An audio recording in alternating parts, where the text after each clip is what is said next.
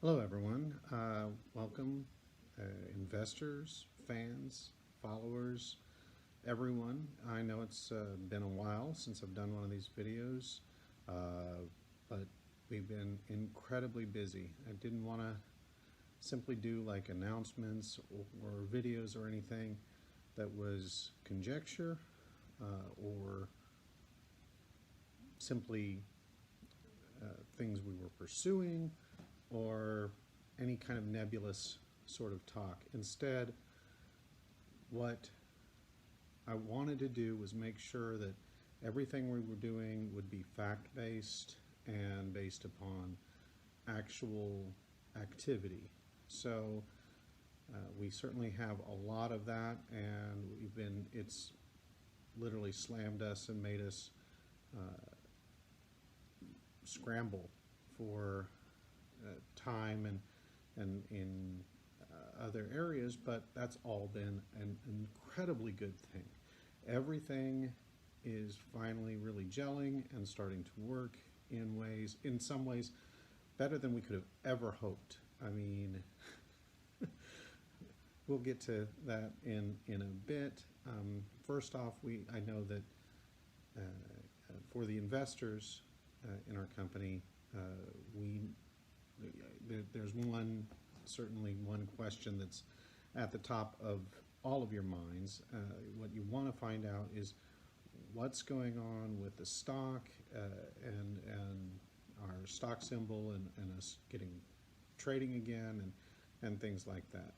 So what happened was we had and I won't go too much into like the negative and the past, but we had some things happen that were basically beyond our control that kind of got us into a bit of a quagmire and got us behind on our reporting and so forth.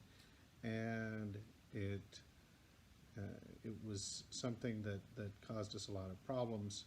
We were able to work with the SEC to come up with a settlement based on things that we feel is actually the best thing that ultimately we could have hoped for. I know in the short term this probably seems dire to a lot of people, but we think that this is going to be really a good thing. What we did was we voluntarily delisted, which is going to be a temporary thing. Instead of going through and having to do all the Ks, all the Qs, and everything, and all of that immense expense for all of those in the intervening years from what we had gotten behind on. Instead, all we have to do is simply do audited financials for 2018, 2017, which is very quick, very fast to do, and then we file a form. I forget the name of the form. There's so many letters and numbers. Thankfully, that's what lawyers are for. But we simply file a form, and then 60 days later, the SEC has told us that we'll be reinstated, back and running. Obviously, 60 days, from the time we turn in the audited financials and this form, and that's much cleaner, much less expensive, much less problems overall, and something we can do quickly and easily and clean everything up, get back to running. Now, one of the first things I asked and made sure of is, does this in any way remove or do any of our investors lose any of their shares in this transition or anything? And emphatically we were told no. Any investors, their shares have gone basically into a private company, which instead of a public entity, and then once we go back public, they would just simply transfer as if it had been before. In the intervening time, we certainly, which by the way I should mention, we do have the auditor already. He's ready to go on everything. Should be a very quick thing. The CPA has already done all of the calculations, all of the financials, and our lawyer is standing by. So we've got the team ready to go. What we also wanted to focus on were our financials. It's one thing to be up and running in public, but it's more important for us to be generating revenue, have a real solid business plan, as a direction for the future, and that's what we were focusing on. I know sometimes it's a little difficult when we're kind of seemingly operating in a vacuum, but to realize that we are hard at work. But you guys hopefully are starting to see the things come to fruition from all of that work. The big thing we did was we wanted to focus on getting back to our core beliefs and our core competencies. We had gone down a couple business plan paths that we still believe could have and should have worked. There's certainly sound strategies based on years of research and things like that. The problem was we kept running into, both times, was we were relying on outside parties to basically do their jobs, and that led to us ultimately falling on both of those. And you know, part of that certainly we take the responsibility of perhaps not picking the right partners to deal with and the right people, but the end result is we didn't have complete control of our own destiny, and we were reliant on other people and other vendors and other entities to do their part, to follow through, and that's a very shaky place to be. Whereas what our core competencies are is, we've always felt, was creating intellectual property in the form of comic books as our baseline, and doing it in such a way that people would enjoy and come back and be engaged. And that is what we wanted to focus on, is getting back to that.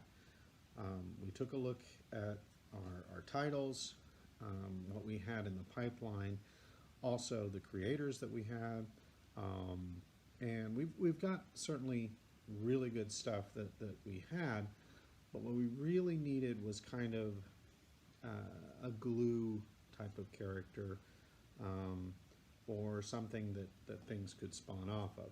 To give an example, in the early days of Marvel being Marvel, what we consider Marvel, that would be in the 60s. Obviously, Marvel was Timely Comics, went all the way back to the 40s, but when Stan Lee and Jack Kirby were looking to basically, it was Stan's swan song. He was to a point where he wanted to quit, and his wife famously said, well, why don't you write the type of comic you've always wanted to write, something you would be proud of, because what's the worst thing, rather than quit, you know, before you quit, because what's the worst they can do? They can fire you.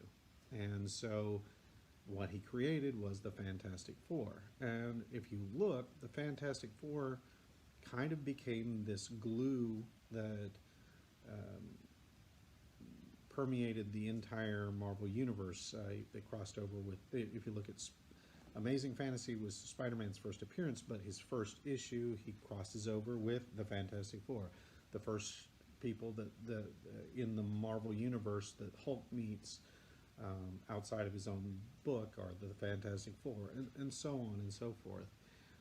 So really, the Fantastic Four became the glue, and we really needed the glue for what we wanted to be our universe. And that's what brings up, we realized we wanted to create a universe, not just a bunch of separate comics that, you know, if one's a hit, great, but the others could perhaps gain no benefit if something else in our lineup is doing really well. That's not necessarily the best strategy. Also, we're seeing with, like, for instance, the Marvel movies, and DC has tried this, and other companies are trying in various forms to build what's called either an expanded universe or a unified continuity. But this shared universe is a concept, is something that is very powerful in the world of publishing, because it engages readers and gets them, if they like book A, they might like B, C, D, etc. And so we did not really have that in our lineup. In some ways, we did have the bare bones of that with Wayward Sons and Wayward Legends. It provided a means to explain how certain technologies might be more advanced in our universe and things like that. One of the things we also so we needed to find that. We then also realized we needed a way of differentiating Red Giant from this shared universe. And so what we created was an imprint called the Absolute Comics Group.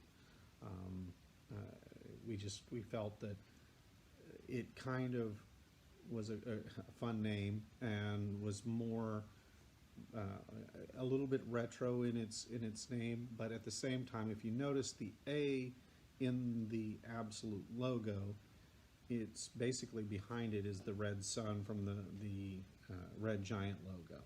We also kept the same font family, so there is, if you look at the Red Giant logo and the Absolute logo, you can see that they're very similar, and that's on purpose, because what we basically created was that with this Absolute Comics Group imprint, which is owned, we get this question a lot, it is completely owned by Red Giant. This isn't some other thing or some way for us to dodge, and no, this is Red Giant. But it is going to be like our forefront. It's no different than Marvel has over the years had numerous imprints. They had the Max line, they had Epic line. DC has numerous imprints. They've had Vertigo, for instance, where the TV series Lucifer comes from, Hellraiser, John Constantine. All of these are Vertigo titles. Sandman. They also had Paradox. They've had so many at DC Comics. Milestone, famously. So imprints are nothing new in the world of comics, in having multiple divisions and things like that. The delineation is that Red Giant already had a bunch of comics that would not fit into the shared universe of titles. So creating a new brand would just make more sense, so people would not be confused. So if they see the Absolute A on a title, people will instantly know, okay, this title is part of this shared universe. If it has the Red Giant logo on it, it's not in the universe. It's something different, something else. For instance, Magica, it really didn't fit into our universe, so Magica is a Red Giant title. Medusa's Daughter is a Red Giant title. Things like that. Shadow Children. There are certain titles that don't really fit our shared universe concept, and so as a result, but that's still a good thing. There's still going to be audiences for those books, and they will benefit. The only difference is that they're not going to interconnect and interweave as easily. Certainly, like with the Markiplier comic book, there are ways that we can pseudo crossover and try and promote, and that's something that we'll do. So now that we knew we had to create a shared universe, we needed that book that would be the glue and something to spawn off and build from. That's about the time that I met Jamie Tyndall, who is a phenomenal artist. I met him at the local MegaCon. We began talking, started working together, me helping him out on some things and stuff like that, and very quickly began to see that he had the type of mind and creativity that we were specifically looking for, and he approached me about this concept he had based on some designs, early designs that he had made. He had a name and some very rough designs and character concepts that I worked with him on called White Widow.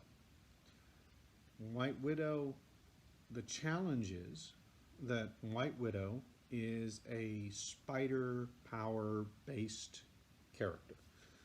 Now, Marvel has had a kind of a lock on spider characters for, gosh, since the 60s. And no one else has really tried or played in that world. The main reason is Marvel did it really well. Certainly the spider characters that they have are really good. My challenge was I did not want to create anything like anything that they've done, in so much as, you know, no comic book company or movie company or anything owns an animal. You can't simply say, well, you can't have, you know, if you've got bird characters over here, you can't have bird characters over in this other. No one owns the animal, and yet no one had really touched spiders. So I set out to find a unique way to have her have the spider powers, what type of spider powers her powers, her look, everything had to be completely unique. So that was kind of our ground rule. What we came up with, I think, really fits the bills. For one thing, she's got glowing red eyes. That's not something I've seen any of the other characters do. Eye shapes different, logos different. Her powers are vastly different. For one thing, she's not bitten by a radioactive spider. I don't want to give any spoilers.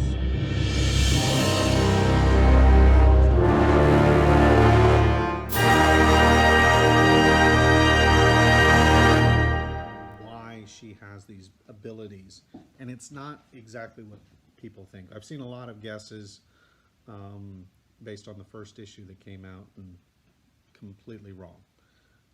No one's fully learned yet what it is that powers her, but it is, whenever people find out, it's gonna, I think, blow everyone's minds.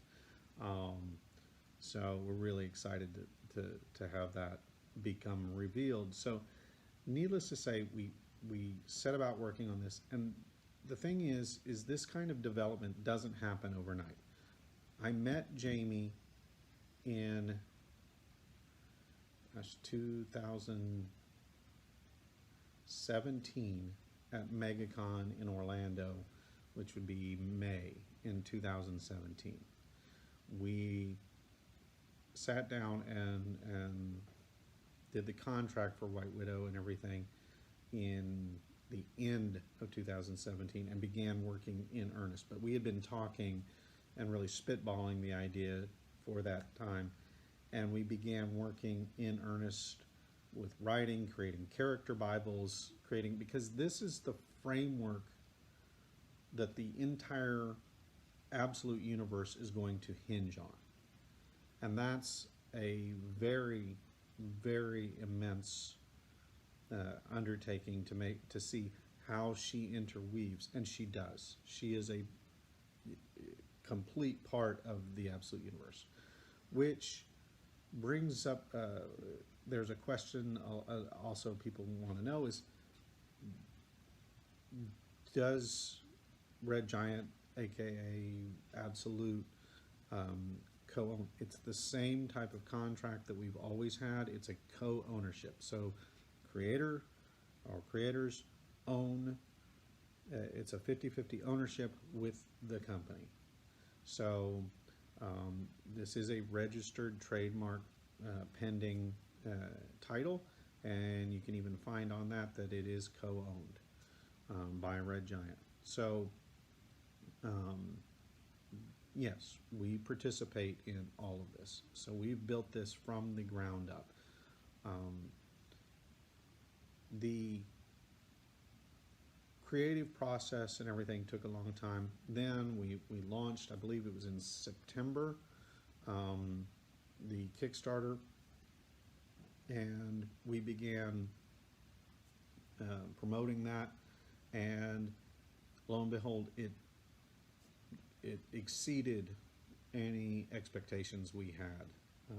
You can look up the numbers on what it did on Kickstarter, and that was a very pleasant surprise, but very gratifying. The other thing is, so you've got Kickstarters, which Kickstarters are great, and we love Kickstarters and the Kickstarter supporters, but some different people in the entertainment world also want to know, well, does the mainstream, does the comic book world in general also support this? The answer is yeah. We also put this out through Diamond under the Red Giant label. In the Diamond catalogs you can find this. Now, a normal expectation for Diamond, we did not do any advertising in Diamond. We just didn't have the money.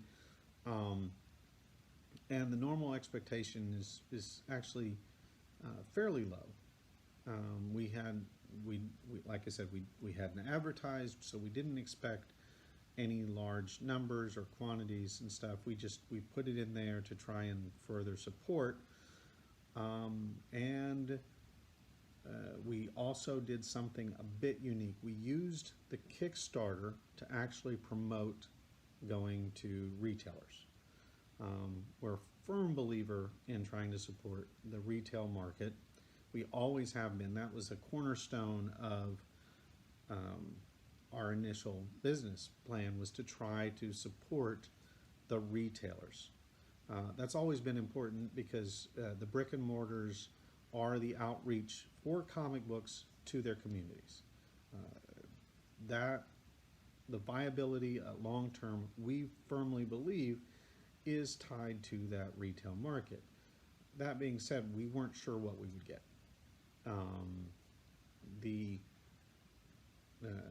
But what we did do is we made sure that we had retail exclusive covers, and on those retail exclusive covers, we did not undercut the retailers.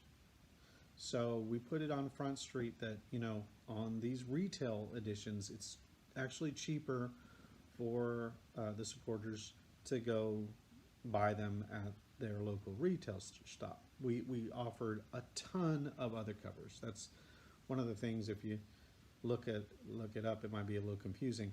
There are literally over 30 covers in total of White Widow #1. Those are what are called variants.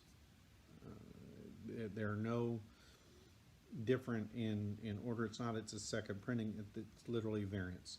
We did 24 pages and in the retail editions, and then to basically justify the higher prices for the Kickstarters, we did 48 pages of content, so double the content. So it's a really good product in both locations. 24 pages, by the way, of content is 4 pages more than the standard Marvel or DC comic book. So we always go above and beyond, and we we weren't skimping or cutting any corners either on the retail market. Again, we want to give really, really top quality stuff. So we're talking better, way better than standard paper, foil covers, which very few people do. And we did, like, that was one of the things that blew people away.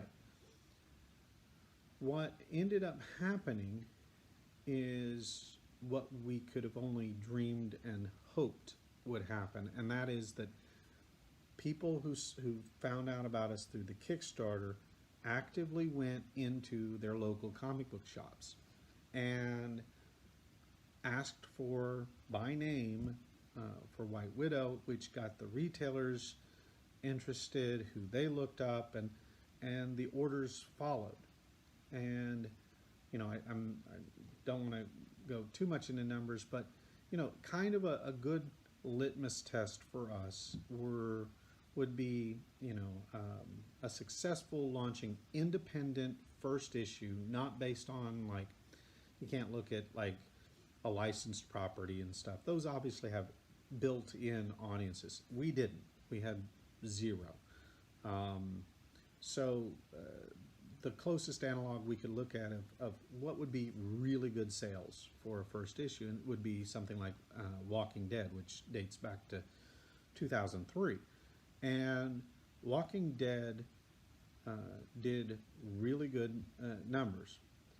Obviously, we didn't think we would even do half of what Walking Dead did, and because it's Walking Dead, it's one of the greatest comics in the past several decades.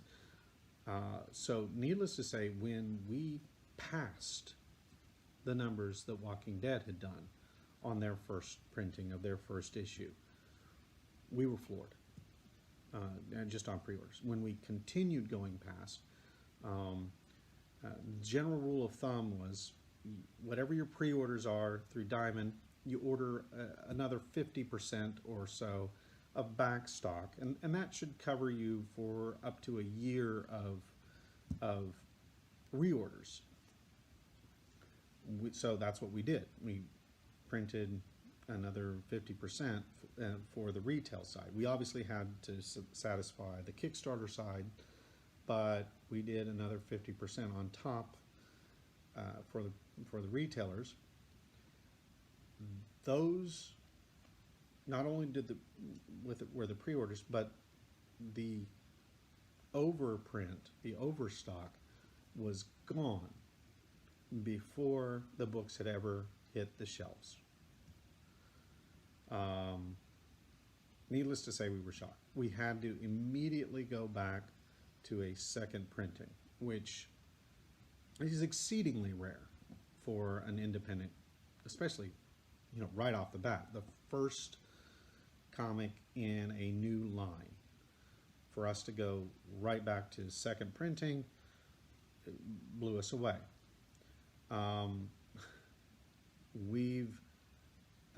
The pre-orders are still coming in for that second printing of the first issue, and they've surpassed not only the orders, but the overstock orders of our first printing, and they're still coming. Total circulation is through the roof on the first printing.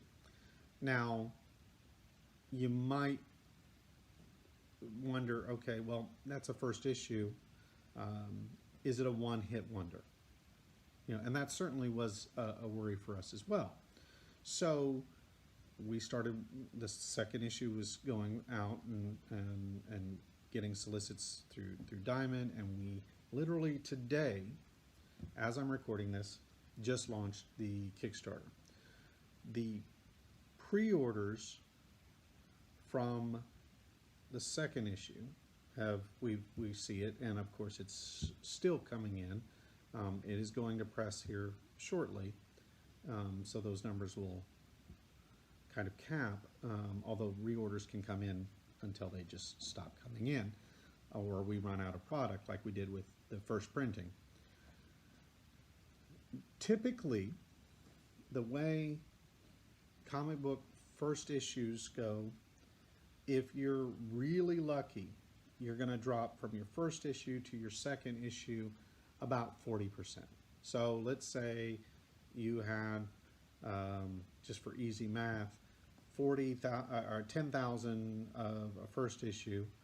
You can expect at best about 6,000 sales for your second issue. Then the third issue goes down even further, and so forth. It takes a curve of sometimes a dozen or more comics to even reach where you were on the first issue. Unless you get, like, you catch fire, then it might be about 5 issues. The reason is because of the cycle for the retailers, from when they have to order to when the stuff comes in to when fans want it and stuff. So there's a long tail of catching up. So it's completely understandable, because retailers know that #1 issues tend to sell better, because a lot of people will come in, they'll try out the book, and if they like it, then you know, a percentage of it, usually a smaller percentage who liked it, will come back and order the second issue. So they anticipate this, and rightly so. That's, I started out in, one of the reasons I love comics and comic retail is at age 14, I was working in a comic book shop, like literally getting on my bicycle in Northeast Texas and bicycling to the local comic shop to work in trade for comics. So I worked all the way up through. So I've been kind of on all those sides, not just as a reader, but also in the retail. And I've always seen that those are the numbers. Anyone who goes to Comichron.com, I think it is, don't quote me on that, it's Comic, C-H-R-O-N, if you want to look it up.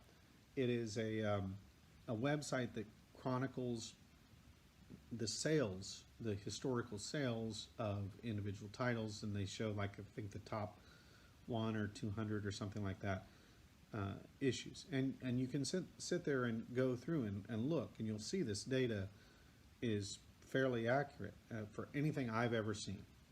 So that's what we went in thinking, you know, at best 60%, we might have a drop of 40%, 50%, 60%.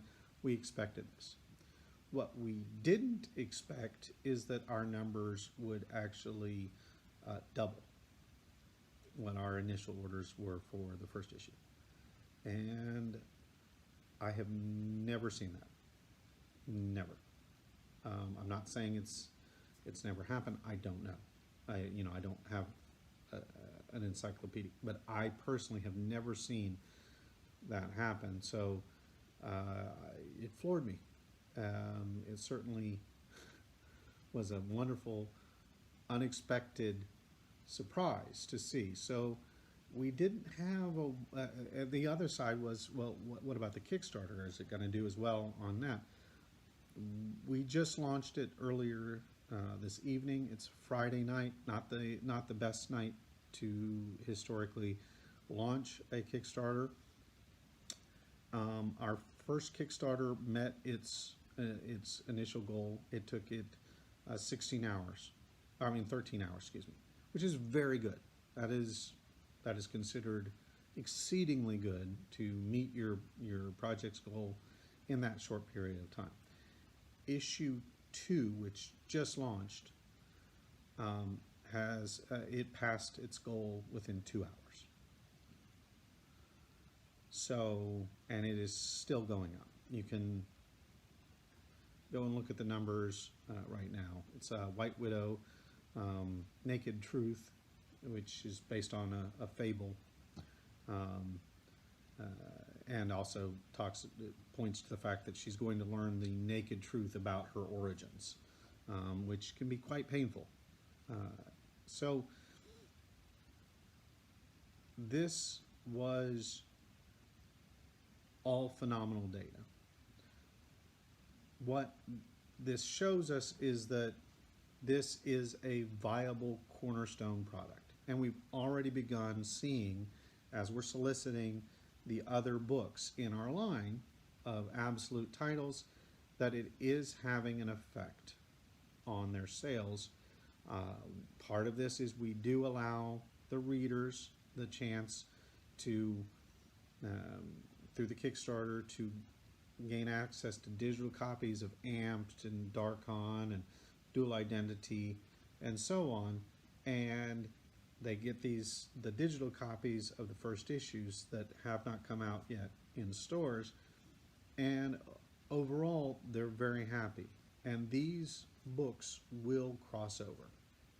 A little spoiler here, there will be a crossover in issue 3 and 4 of White Widow. So her very origin is, in a sense, a crossover. I won't say with what, but again, this is embedded a part of the Absolute Comics universe. So the reality is, we feel that this is something that not only works as the glue, but is something we can replicate. And it's the replication and the repetition that make this a viable business model. So the components that we have are that we want to have a strong creative team, which Jamie Tyndall is phenomenal. He is such a creative force. He's got a brilliant marketing mind, and he is really solidly part of the team. And through him and through my connections and the rest of the team's connections, we are bringing in more creators to replicate this. We also, give you a little bit of inside info here. Jamie and I have 2 more titles that we are looking to launch this year, ongoing titles that spin out of White Widow. This has been literally in the works almost since day one. We have character designs being built. I have character Bibles, story Bibles, etc. This is all being very carefully crafted. The other aspect was making sure we got all of our ducks in a row. If you notice, White Widow #1 was a bit late. The reason why it was a little late had to do with a little bit with timing, and it was it kind of hit us right in the middle of the holiday season, which always tends to slow things down. But on top of that, we needed to make sure that all of the processes are top-notch. So the end results, we feel, are worth it. We've got the best paper, we've got the best foils. Just to give you some examples, I mean, this is one of the Kickstarter books. You know, you can see it is a gorgeous interior paper, higher grade than most of the stuff on the newsstand. This type of holographic foil is top notch. We did processes that, like the bagged edition. This is a sealed poly bag that is factory sealed with, you can see the holographic foil on this. These are not the types of things we all, that anyone else out there has. Other companies do have what are called sketch covers, blank covers. This is an exclusive paper we developed with the printer. And the reason is because a lot of the other sketch covers, what a sketch cover is, for those who don't know, is a consumer can buy this, take it to their local comic book convention or things like that, get another artist, they commission the artist to draw their own comic book cover that's a one-of-a-kind, unique type of item on the cover, and from that, or a sketch or things like that, that's why it's called sketch cover, and it's typically completely blank, usually just has a logo and that's it, and it's very dull, and the artists, you know, a lot of the paper, you know, stuff bleeds or it frays. This is literally the top of the line. Like, every artist who's even touched this has fallen in love with it because it's a unique thing. If you notice the character on here, this is something Jamie actually came up with. He calls it the sketch up cover. So what it does is it actually has our character on it, a White Widow, and this makes it something that even though someone else can draw some other character, they can have them interacting or as part of the scene, and it makes it a bit more unique. Certainly we do have the blank covers, but this is something no one else has done, and this shininess is what's called spot UV. Most of the other sketch covers can't even hold a spot UV, and yet ours does. So it's not just a dull flat color, instead it really pops the same way. And also it means that the artist's pencils and ink and stuff, if it touches it, they can just wipe it off most of the time. So those, here's the, to give you an example, this is our first issue blank, completely blank. Now this is normal, how it would be, but as you can see, even this, we put a foil logo on. It's gorgeous. The other things we try to do are things like lenticular covers. Now Marvel and DC have done lenticular covers. You can take a look at them. The problem is, you know, I've worked with lenticular in the past, and I have a certain level of respect for proper lenticular, and it should animate easily. You shouldn't have to sit there and kind of just hold it just right. And the reason for this is how thin they made their covers. But the downside is the thicker you make the lenticulars, they can't fold and staple. It won't even hold a staple. So we had to work, again, really closely with our printer, and we created an exclusive type of arrangement that allows for, it's got the beautiful, smooth lenticular, and even on the back cover,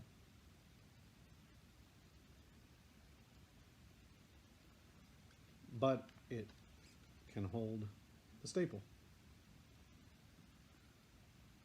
So, and it opens just like a book. This isn't glued on, taped on, sewn on. It is just a standard staple comic. But that took time. So getting all of those things, all of the other vendors, all of that stuff in line, we wanted to make sure, rather than just rushing something out just to rush it out, everything that would come out would be absolutely perfect and create processes in place. The same time, we also, in St. Louis, Jamie has basically what is our assembly line there, that gets him to sign the stuff and do his sketches on and get the stuff out the door. As we grow, we are looking to like a warehouse, most likely in the LA area, because we'll want stuff to come in off of boats and then go out, and that way the cost factor will go way down. But we do have still extreme profitability and margins on all of this stuff. I mean, here's just another example.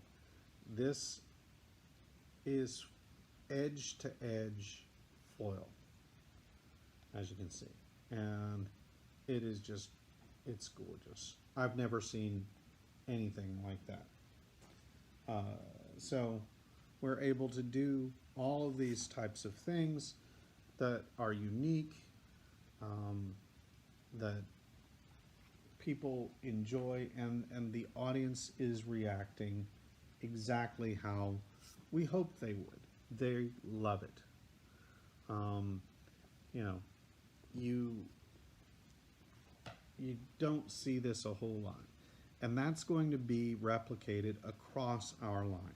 We've got other creators coming in who are peers of Jamie, some who just have heard about this, who are starting to come in, because we feel that we offer creators a very creative partnership that respects what they do and offers them the support, and everyone wins. We want to make sure that creators are earning a living wage and profiting off of their work, and being a true partner. So this is all about being a partnership.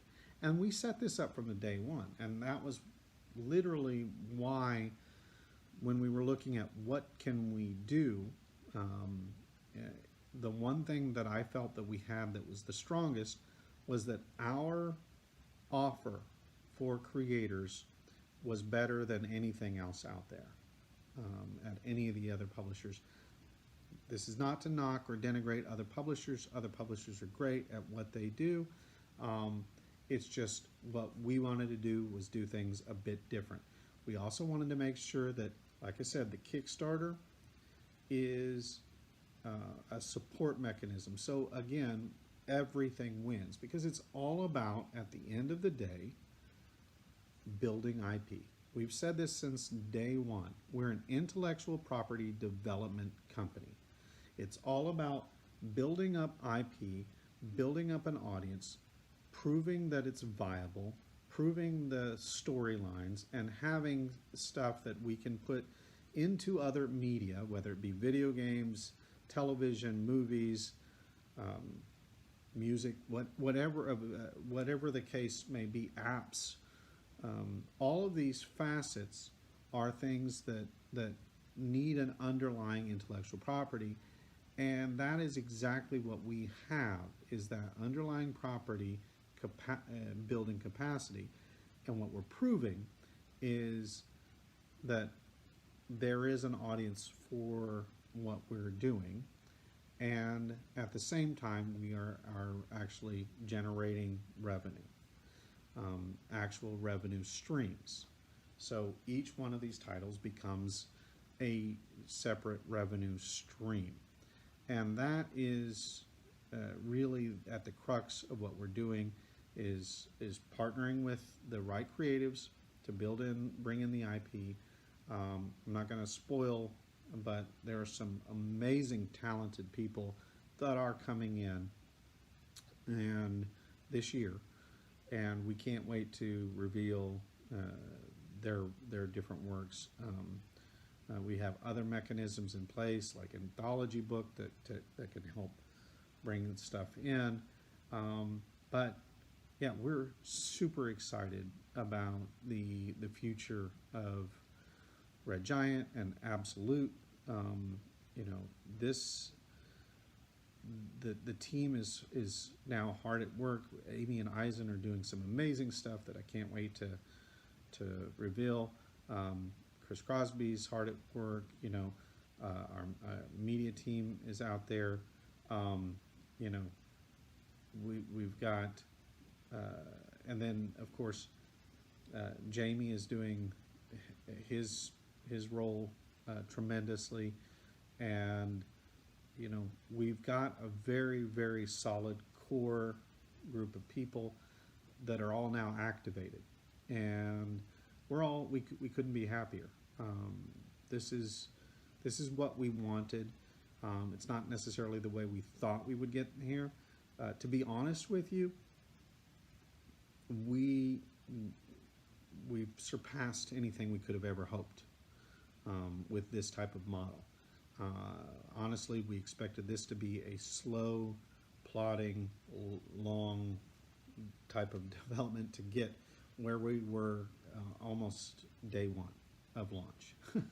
So it's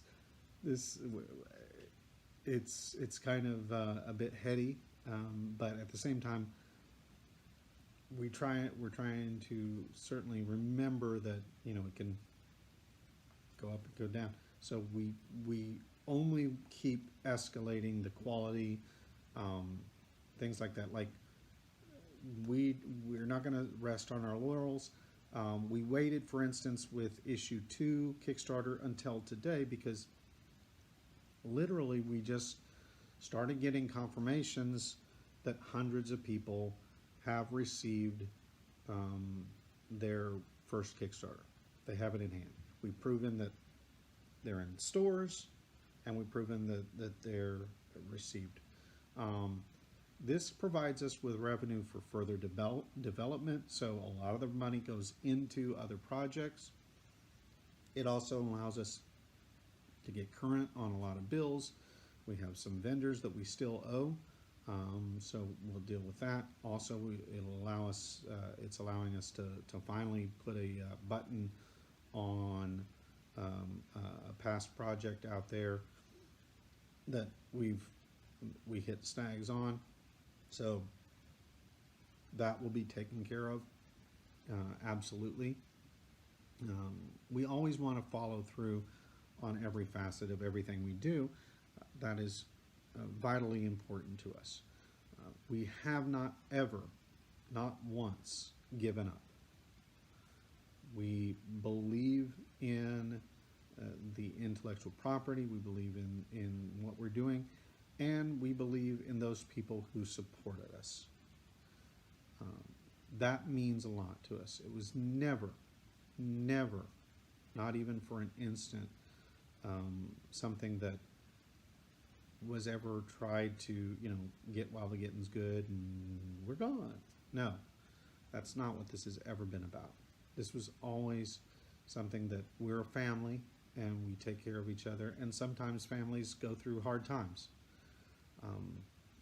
But those who do stick together, they're stronger on the other end. And while I know that this has been hard for a lot of people out there, it's been, in the end, worth it. Much the same way as you know, us taking time to get the printing right and the vendors right and all that sort of stuff. You know, people were, I want my books, you know, because they couldn't wait. But the end result is, as the people get this in their hand, they go, oh wow, this is worth the wait.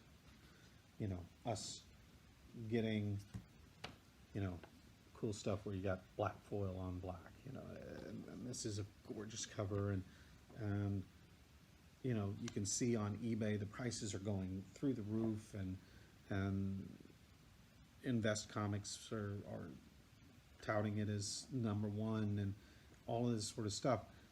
That's all kind of the payoff for the people who stood by and waited, and we've come through for them, and we'll continue to come through for everyone. That is our fondest wish. It's what I'm dedicated to doing and to making sure, because I've sunk myself into this. All of us have. You know, the entire team, whether it be Amy, Eisen, Chris, Mark put a ton in, Jamie even, the newest guy on the block, has put his heart, soul, and even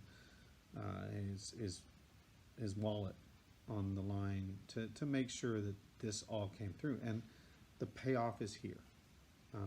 and it's the beginning.